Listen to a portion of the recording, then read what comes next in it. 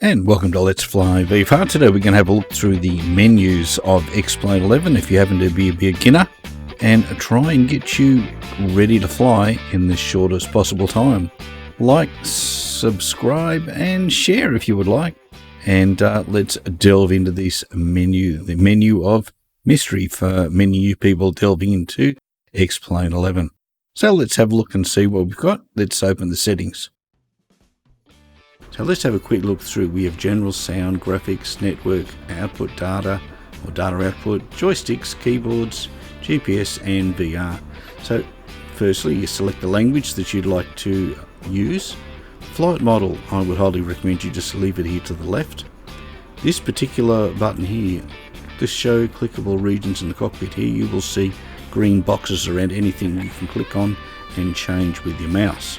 So if you have the green boxes come up, the very first screen here at general is where you turn that off. So I'm going to turn that off. The next important one that you really want to have on at the moment is simulate blackout, redout and hypoxia effects. But remember, if you go flying up at 13,000 feet and you're not in a pressurized aircraft, you're slowly going to go black. Your screen will fade, you'll get hypoxia, you'll go to sleep and your airplane's going to crash. So just remember that's where you find that. You can turn it off if you want to simulate you're flying with oxygen in a non-pressurized aircraft. Then you want to remember to turn that off. Use the experimental flight model. That came in at 11.40. So if you want the updated, very nice flight characteristics that are now available, then you need to have that on for the moment. That may change in the future.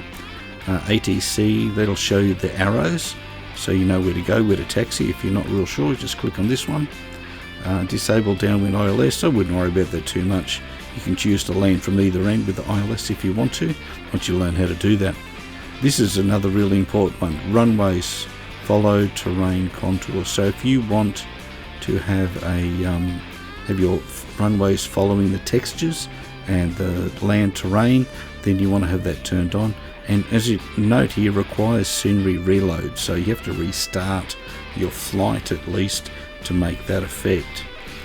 Down here we have remove flying services when over speed or over G, so if you're doing things that are a bit silly, then your airplane's going to fall apart and break for you.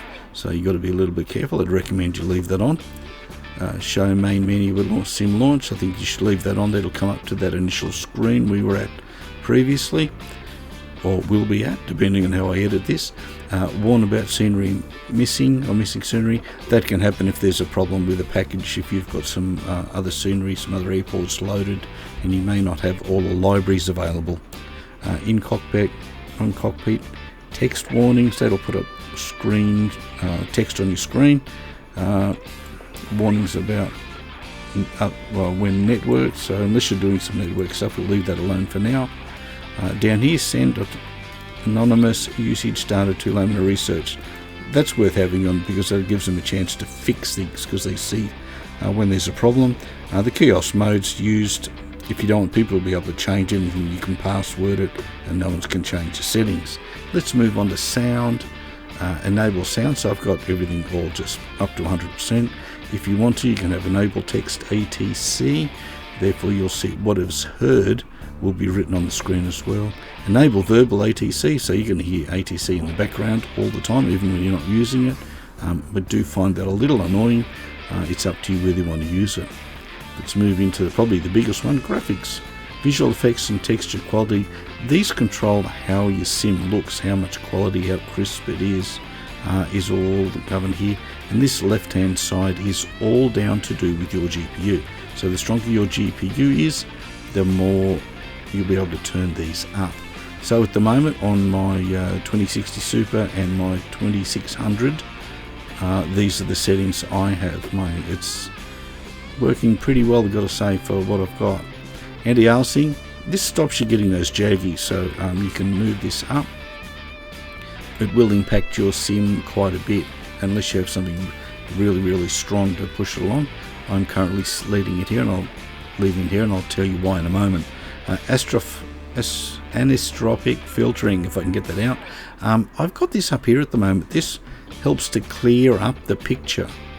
I think really worth having, and there's very little effect on your frames on that, so I'll do that.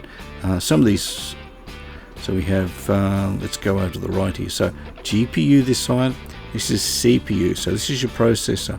If you've got a half decent processor, and depending on your scenery level and where you're flying, at the moment I'm flying around my home area, and the scenery's not super taxing, so I've got it right up. But if you're struggling with frames, you might want to pull that back 1 or 2, until you can get it, and you still get a really good level of default scenery with that. Reflection detail, I think everybody just leaves this off. It doesn't seem to make any difference. You get reflections in your cockpits with or without it turned up, so leave it down because it really just belts your CPU up.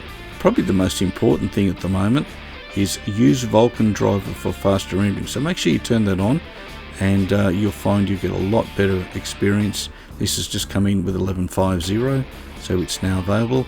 You can have draw shadows on your scenery. Again, this does have an impact on your frames, so if you're doing all right, you can turn that on.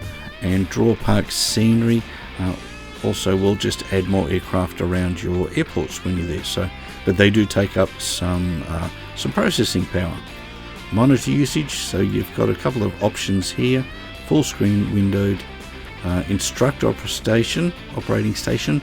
So if you're networked with someone else, you can play instructor while they're doing that. And this is obviously certainly there for a professional setup if you're teaching. And just remember, you need to have the Pro license to do that. Now, resolutions, I'm on a 1080p screen, but I have a 4K selected. That's because I'm using NVIDIA's DSR, which Dynamic Super Resolution is, well, I think of it, is DSR, and that is really a downscaling type of anti-aliasing, really. But it's more efficient than what we get within X-Plane. So if you have it available, I'd give it a try. You will find it down in the NVIDIA panel, control panel. It's in there, DSR. You can turn it on, and you can use different multipliers. This is the 4x multiplier on a 1080p monitor. If you had a 4K monitor and did this, you'd be at 16K. So you probably want something pretty powerful if you use that, so just keep that in mind. Windshield effects, you really want to have that on, so if you've got a bit of rain, it does run around your cockpit. Lateral field of view, 60 is the normal view. When I was playing 2D, I was having this out at around about 110 or so, and that just makes your view a lot wider, but it does push you back from the seat a little bit, so it's up to you. It's one of these things you just need to play with. Reset that one. You have use VSync if you've got a VSync monitor. It can help you with your performance a little bit. Track IR, very, very popular with a lot of people still if you're not into VR. The difference between using Track IR, which just allows you, as you turn your head, your picture to turn, and you can look around, is that it's not 3D. VR gives you a full 3D just like your eyes do, so that is pretty amazing. The interface size here, this just changes this because of the scaling I'm currently using, otherwise it's very hard to read, so I'll leave that at 200. These are all for if you've got multiple monitors, guys, you can use those. So we'll go up to network.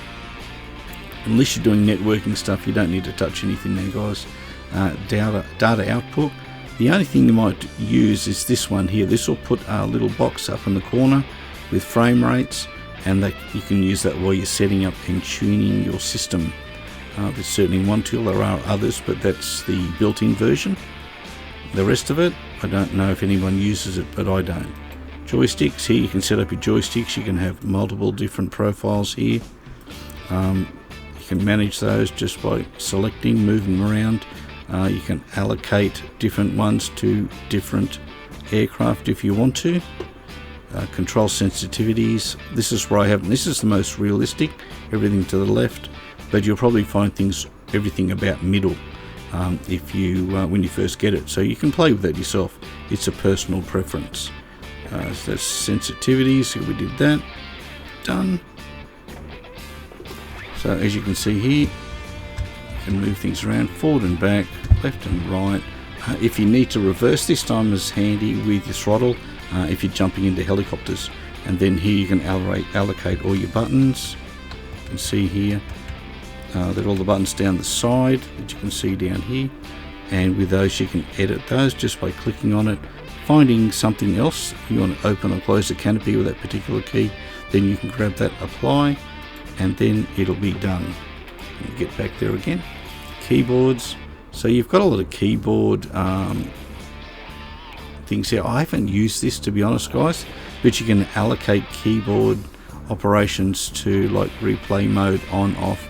If you push a key, then it will appear here, and then you will be able to, whenever you push that key, that operation will happen. So you can change things around a little bit here, but there's a lot of key commands to remember already.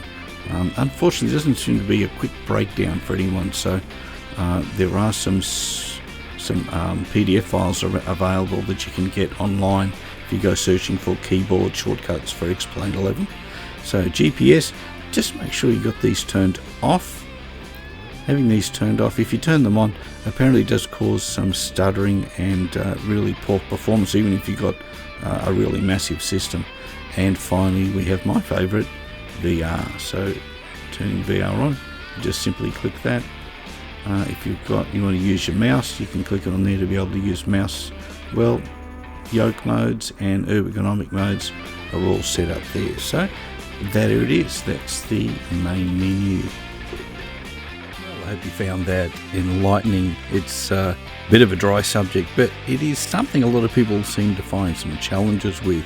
So if you enjoyed that, the next one in this series is going to be setting yourself up for a flight, getting yourself ready for some combat if that was something you'd like to do, setting up weather, and much more. So I'll catch you back here very soon. Remember, subscribe, like, and come visit letsflyvfr.com if you're looking for any info and or some new toys for your sim. I'll catch you back here right then. Bye.